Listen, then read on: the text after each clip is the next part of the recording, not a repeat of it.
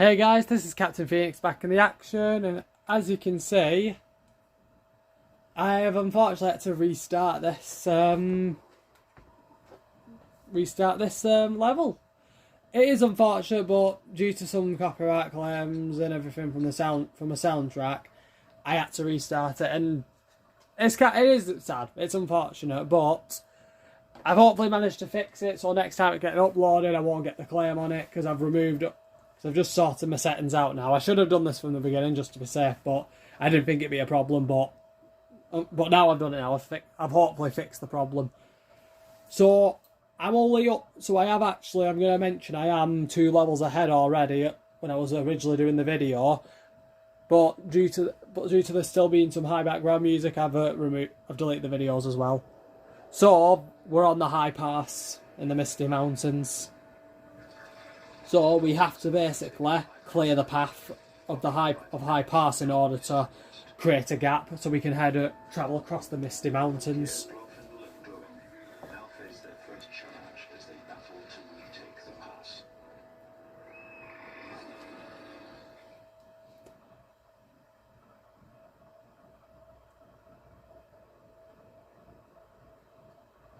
The attack on Rivendell came from farther north, but before we can track the evil to its source, we must clear High Pass of the goblin invaders. So first thing I'm going to do is I'm going to build my inventory again. Since I've already done this before, I know what to do. Build up a base before going any further. We must build a mallow tree. Let's go here first. Let's double check the area. So, judging the map, because I'm judging this location and everything, we need to head all the way through here and head around this area because this is the only other exit place there is, because the rest is surrounded by mountain pass. We must make them save more soldiers than this. We need to build a barracks. We must stand against them. Oh, and the new one I managed to get Gloin leveled up. Because again, I've played this before, I kind of know what to expect now.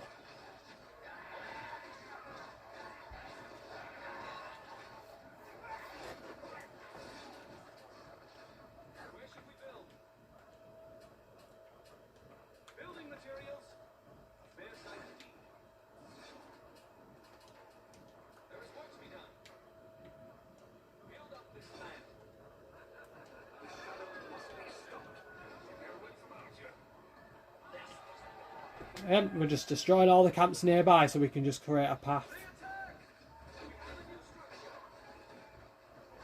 And obviously look at that, we got little ambushes kicking in. It is interesting though, like the Misty Mountains, it's actually mostly where the orcs and the dwarves are residing to like create a gap, you could say, between the different sides. Because during this, as it mentions in the last gameplay, there's a new alliance that has been brought together with the dwarves and the elves.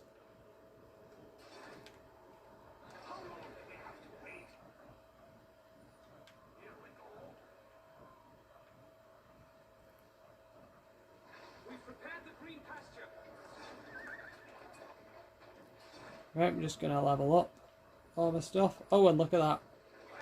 Again, if I find any high path areas, I'm destroying them immediately.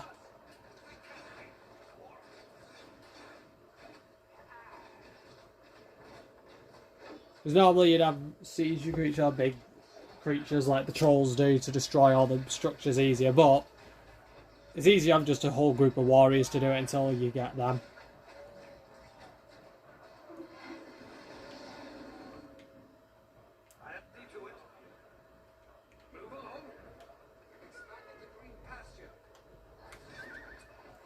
Again, 1, 2, 3, 4. Because this is a method I found that works really well if you get the chance to use cavalry straight away. Because what I'm going to do is I'm going to use them to basically clear a path, because you can literally run right through the enemy like a car running right at somebody. So I'm going to use them to clear a path.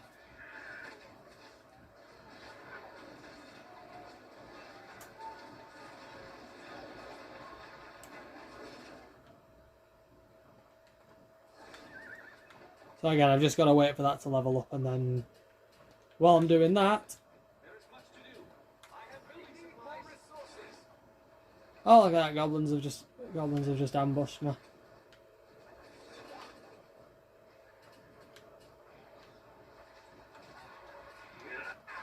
Evil is upon us. Our lands are in trouble. The builder is in trouble. Our fair city grows larger.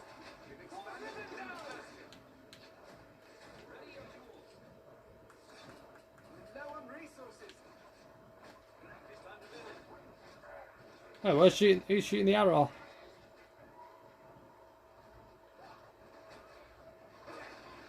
Oh, because I've leveled that up to max, it gives you a little archer tower, which is good. They're attacking a mallow tree. We're finished with this structure.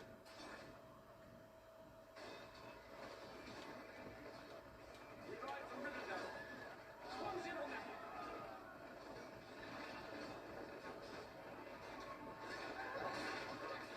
See what I mean? Literally, just completely ran over them. Onward. I have building supplies. More resources. Coming through. What minutes are we on? 6 minutes already. So I think it's actually visible now. Yeah, like it's visible the camp, so we have to basically clear this pathway here and then just completely wipe out the orcs. From Rivendell.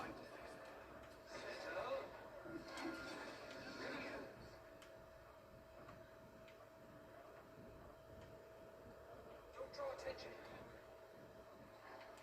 Evil has spread across these lands.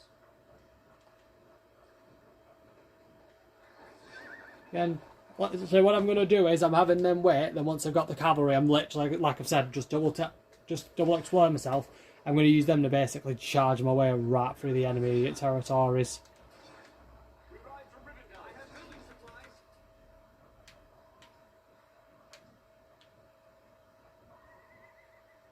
Build up this land.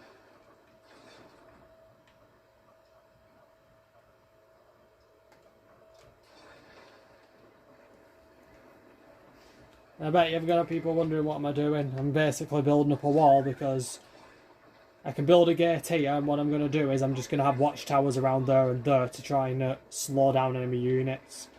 Spears ready. I'm waiting a guard. We ride from Rivendell. You get that? Oh yeah, because there's a gap there.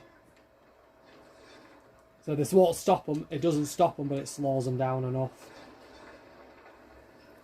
Oh, because that bit's not complete. So let's try going through this way first.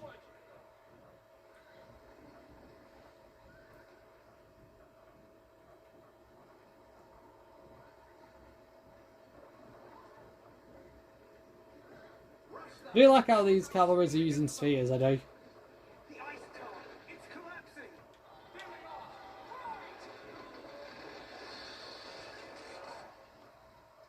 we are. Yep.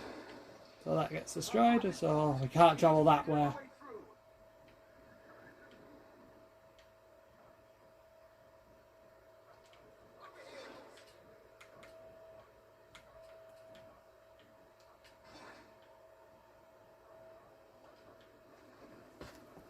Because they're a little bit more, because these are a lot more fast for the cavalry, obviously because they're on horses. Ready your tools. Fair sight.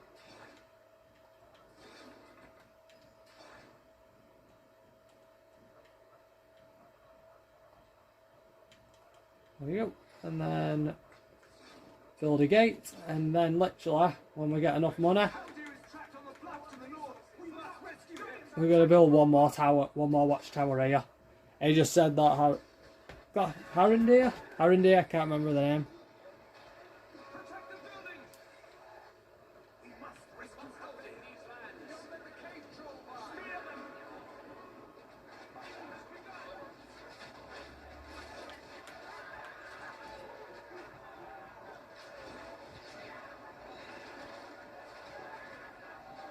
We must add a watchtower to our fortress.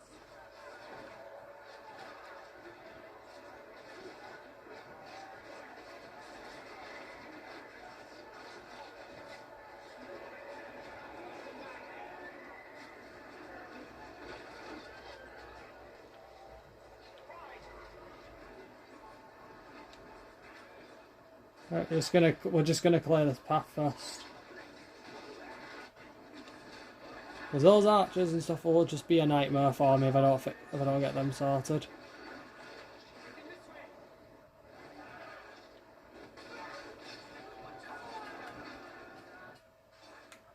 I tried to keep the things because I had to restart. I just kept it to the same power ups that I had before. I know I chose the hero boost last. Come on, just kill off the troll already. There you go.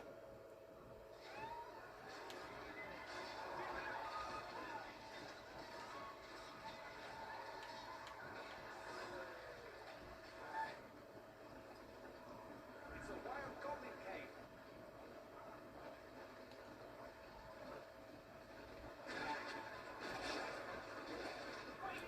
Aldir is in great danger. We must rescue him. See if this works. Yep, they've just completely swarmed over the battlefield.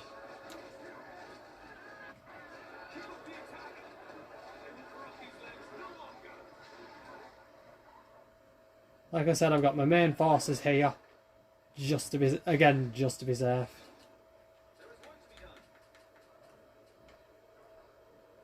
There is much to do. So now we've got a defense position. Again, add a watchtower to the fortress. Add a watchtower. Establish a base at the high pass. Add a watchtower to the fortress. Destroy the goblin camps.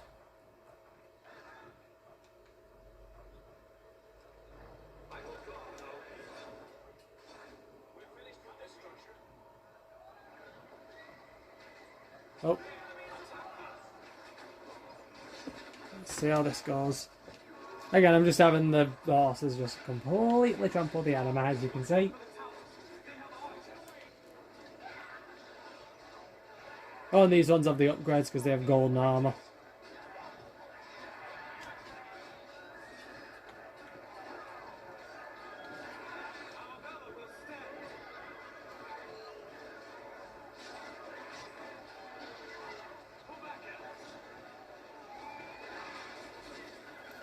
Just let them completely trample over the enemy. Spider riders! They attack!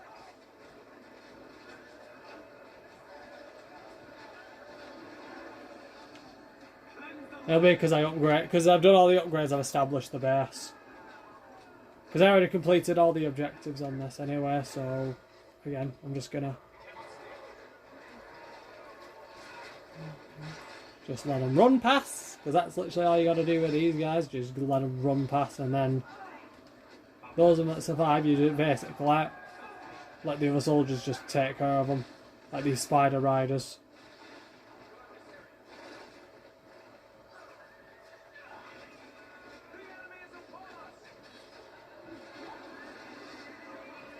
Because literally what I'm doing is, like I said, just get the cavalry done. I actually forgot to mention this about this. They don't really mention this because I mentioned about the dwarves and everything on this. You actually get to play the dwarves later on. One thing I was actually glad they mentioned though on the Hobbit and everything, and it only meant, again, I've not really read the book proper. I've watched the extended editions. I can't watch Lord of the Rings or Hobbit without watching the extended editions. It doesn't feel right. So much story that they had. It actually answered a question I wondered though about the dwarves, because within the Misty Mountain borders where we are, the kingdom of the ancient dwarven kingdom of Moria actually is within the borders of the Misty Mountain, because they have a path. They actually have a the doorway to the doorway. What you see, Athelion, where it leads them. The fellowship from one side to Moria to the other, is because it was actually created by an elf. Hold on. What is that thing? It's a watcher. Kill it. Now with me. We cannot stay here.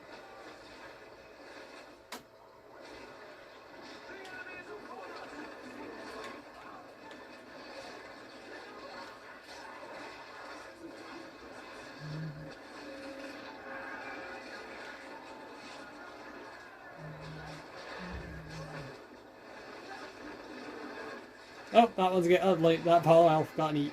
That elf just got eaten by the Watcher. First thing you learn about the creatures of Mordor, everything's food to something. Literally, there's always something bigger. My question is there anything bigger than the Watcher? Right, that's complete destroyed. The camp's destroyed, so what I'm going to do is just feel like, even though I have completed the game's stuff already, I'm just going to...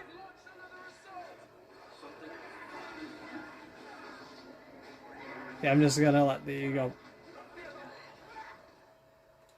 Let's have a look, destroy all giant fishers, so they'll go in there.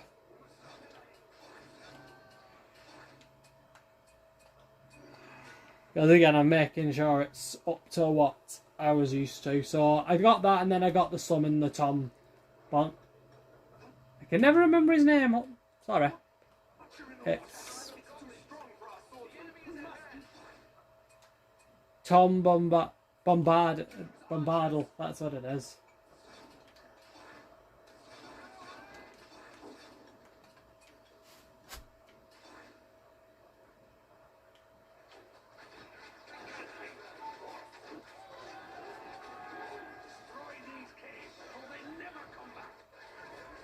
And that's the other objective, I'll destroy all the goblin tunnels. Maybe it's time for some of those dependable stone walls. We must rid ourselves of some enemy is upon us.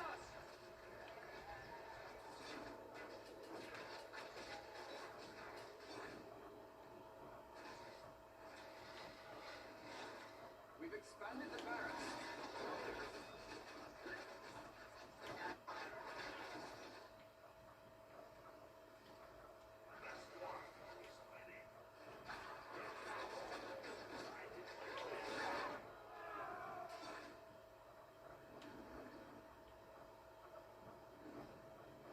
And yep, they're gonna...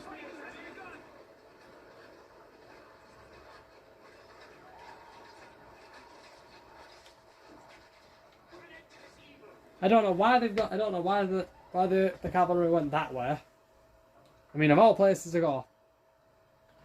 But I forgot to mention as well, though, that what was actually fascinating, though, and which actually did fill it up, what happened to the 7 dwarf rings. That was something like most of us were all wondering, though. Like, I was wondering that until I watched the extended Hobbit. What happened to the 7 dwarf rings? We know what happened to the 3. The 3 were given. The 3 were still passed on, and they were still used. They weren't really used properly. But the 9, we know the 9 rings were. They created the Nazgul. But then we learned that. But then we learned about what happened to the other ring, to the 7. It turns out, of the 7 dwarf rings, 4 were consumed by dragons, 2 were retaken by Sauron before he fell in Mordor in the Battle of the Last Alliance in the Second Age. However, it turns out the last ring, along with its wearer, remained unknown. The wearer of the ring, Freyr Oakenshield, disappeared in battle. Because Thorin mentioned in the Battle of Moria that he searched everybody of the Fallen, and his father was not amongst any of them. He heard rumours in the second film that his father had been seen wandering the wilds of Dunland, but when he went looking, he found no sign of him. But I don't know for sure, because like we didn't know for sure. Like no one knew for sure if Freyr was alive. But then Gandalf actually asked for, and he said the ring that his grandfather wore thrown. Turns out his grandfather had the ring originally, which would make sense. He was the Dwarf Lord. He was the heir to the throne of Durin, so, and the King of Erebor. So we all did wonder though about the ring.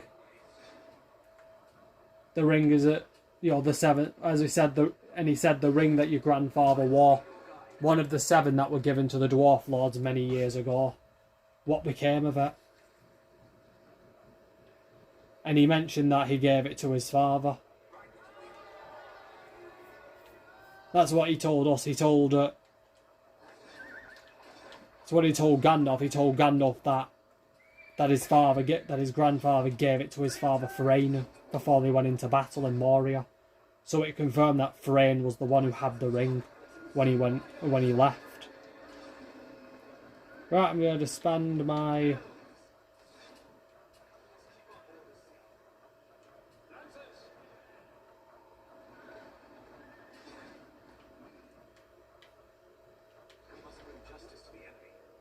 But it was about most of the quest though, because that was what it was all about. Because we know that that Gandalf went to meet with Frame before the Battle of Moria, and it was about the same thing that he asked Thorin. He urged him to march upon Erebor, to rally the 7 armies of the dwarves, to kill the dragon and take back the Lonely Mountain, which we all agreed that Thorin, now is the time.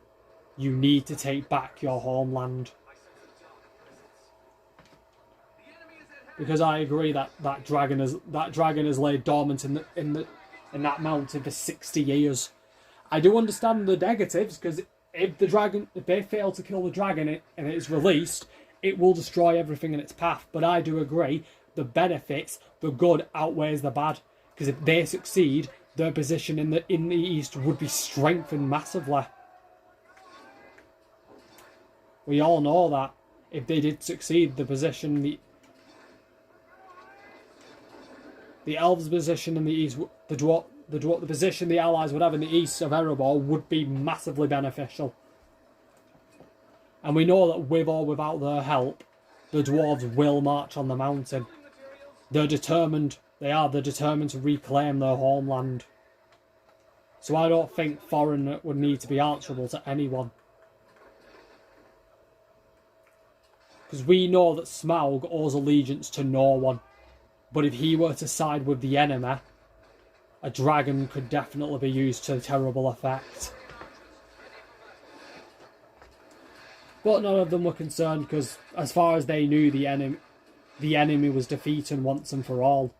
Sauron was vanquished.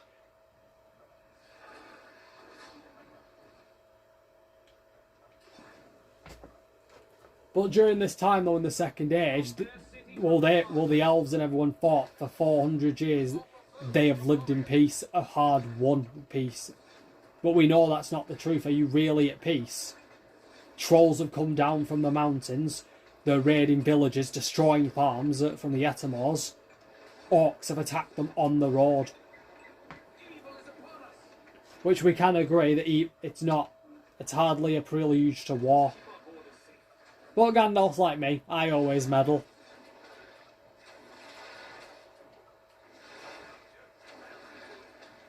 And it was literally because we knew there is something at work. There is something at work beyond the evil of Smaug. Something more powerful. During the Second Age, it was discovered that a sickness lied upon the green woods. The woodsmen who live there now call it Mirkwood. Because they were speaking of a necromancer living in Dol Guldur. A sorcerer that has the power to summon the dead. Which we know is not possible. That kind of power doesn't exist for us. And necromancers in real life, they're nothing more but mortal men.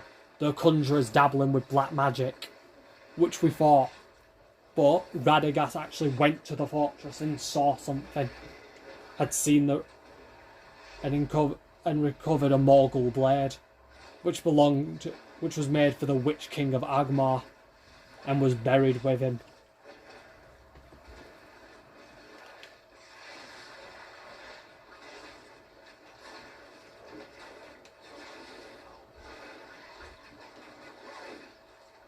This one I'd have for the cinematic purposes. So what are we up to?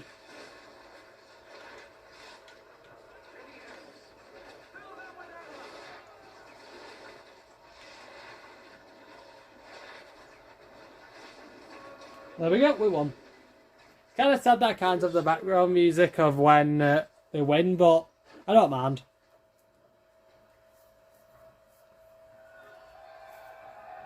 But now that the goblins have lost the High Pass, they now have to travel back to Etymor to gather their forces. If we destroy their fortress in the Etymors, they lose all control the Misty Mountains. Right there. The war against the goblins continues.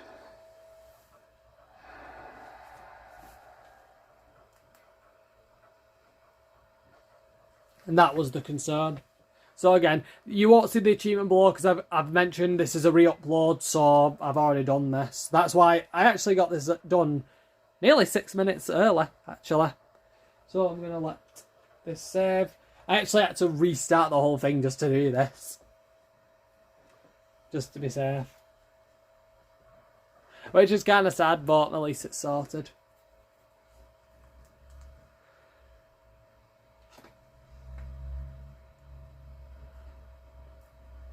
But I forgot to mention this though, and Saruman actually mentions this. Like, Sauron needs the One Ring to unleash the power of the 7 that he possessed, the 3 of the 7, because we learned that they actually did take the last of the Sauron did actually have 3, and he captured him, and they took the last of the 7 ring, the last of the 7.